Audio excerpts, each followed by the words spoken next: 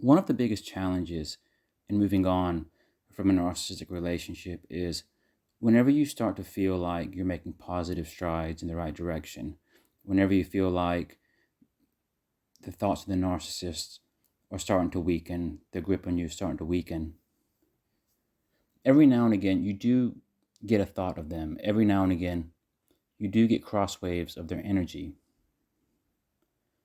And when that happens, it can set you back.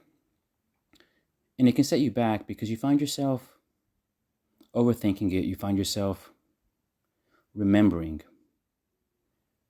You find yourself reminiscing on the difficult times with them, on the times they were unfair towards you. It's almost like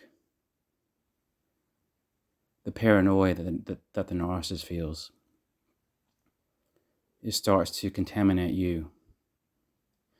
And that can set you back because if you're on a path, if you're on this wave of momentum, this positive momentum, where you're doing things, where you're actually improving your life and you're improving your prospects. But it's those thoughts, it's those energetic cross waves. People like using the term trauma bond. Yeah, that's kind of it too.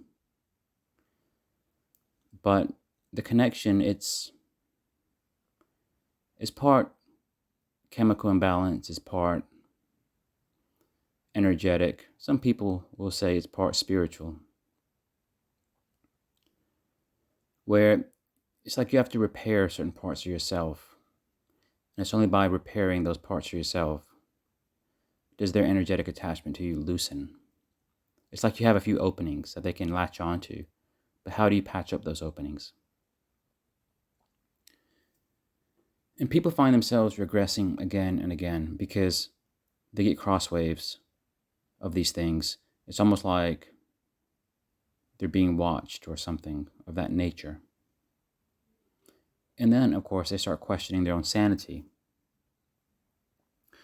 You can see how people can lose their balance, how they can become derailed, because at one moment you feel like you're on this positive wave, moving in the right direction, and then you start getting thoughts and you start ruminating, and then you start questioning your own sanity, and going through each of those loops,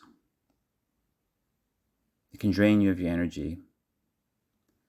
It can cause you to lose focus on the things that you want to do, that you should do, that you need to do, the things that are good for you, right for you,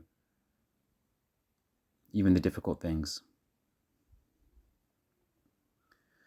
But again, that's part of the process. And people often get into this crossroads. I said it right. People find themselves in this crossroads, which is, how much do you share with other people versus keep things to yourself? Because people know that when it comes to trauma, when it comes to these deep feeling matters, no one is really in your shoes but you. And the majority of people won't fully be able to understand what you're going through, especially if it has to do with an ex-narcissistic entanglement. And those that might be able to understand, it can be energetically draining for friends, family, if you can find one that understands, to help you on an ongoing basis. Sometimes you can have a conversation with one person here and there, fine. But the moment you start using your friends or family as therapists, very quickly people are going to say, look, boundaries. Because when something of that nature is kind of imposing itself on your life,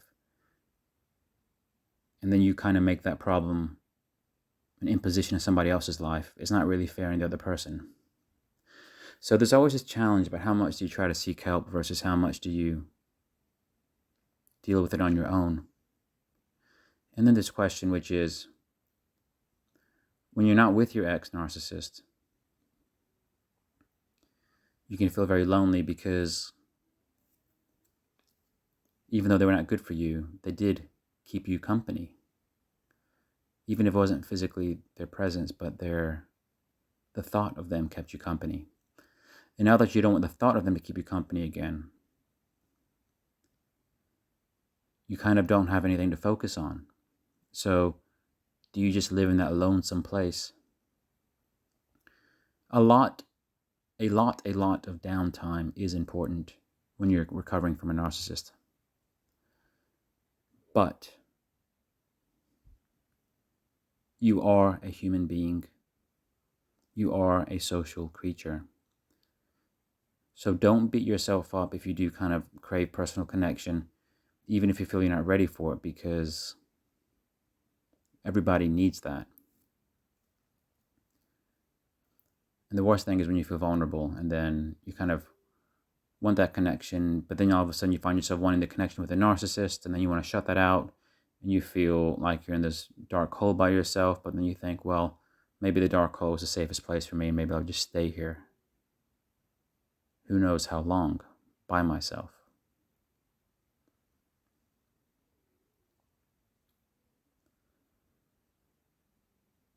But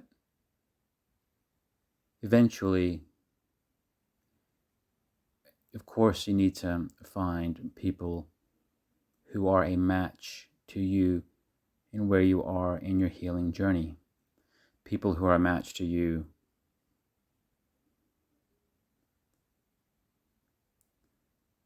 it's not going back. It's not inviting the narcissist back in. It's not inviting these people. But at the same time, you can never rush yourself, because being this new version of you that's healing, you have new boundaries up. You have new understandings. You have new insights. And while a lot of the healing is done on your own, you coming back into your new person does mean, yes, you do need to kind of put yourself back out there in this world. Otherwise, the narcissist would have kind of defeated you, which in a way is what they want, because they like to know that their impact on you will be lasting, maybe a long time.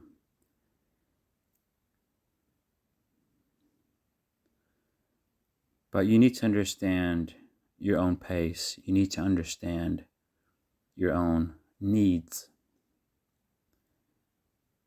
And you need to embrace challenges. You need to embrace challenges, but you need to embrace the right challenges. You can't be afraid to go out and accomplish things. You can't be afraid to go out and take, risks that might set your life down the right direction.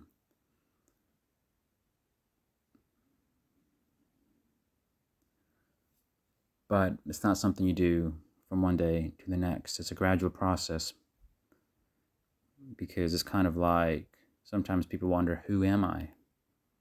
That's an overwhelming feeling. That's the overwhelming feeling people often get when they've come out of a relationship with a narcissist. They don't really know who they are. They don't really know what they want. They don't really know if everything they've done in the past 5, 10, 15, 20 years really suits them anymore. If they like somebody new, they don't know if that means they should approach the person or be repelled by the person. And that's kind of what narcissists do. They kind of turn your world upside down. But your job is to turn it right side up, because narcissists, their goal, of course, when they're not physically with you anymore, is to keep you in this kind of confused place forever. They don't give you proper closure. They forever make you doubt yourself, your judgment of character, your decisions. And it's kind of like they want your world to stay upside down. But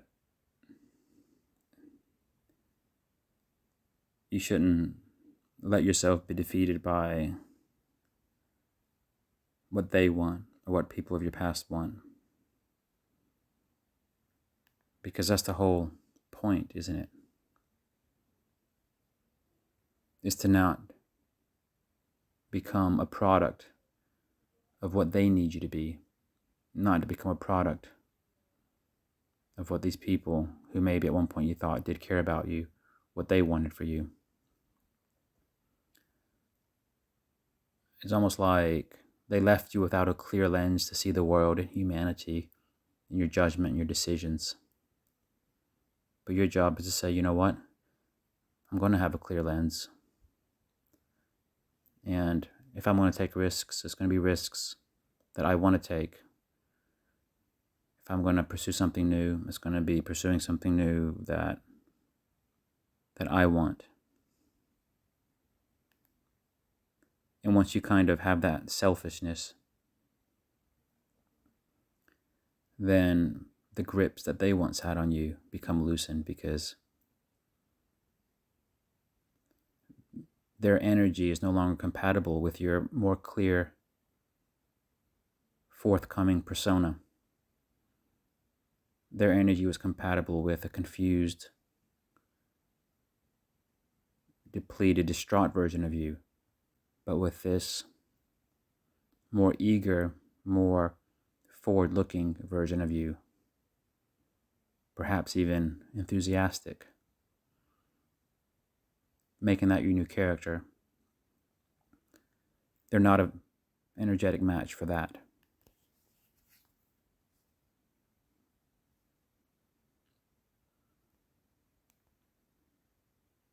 Thanks for watching.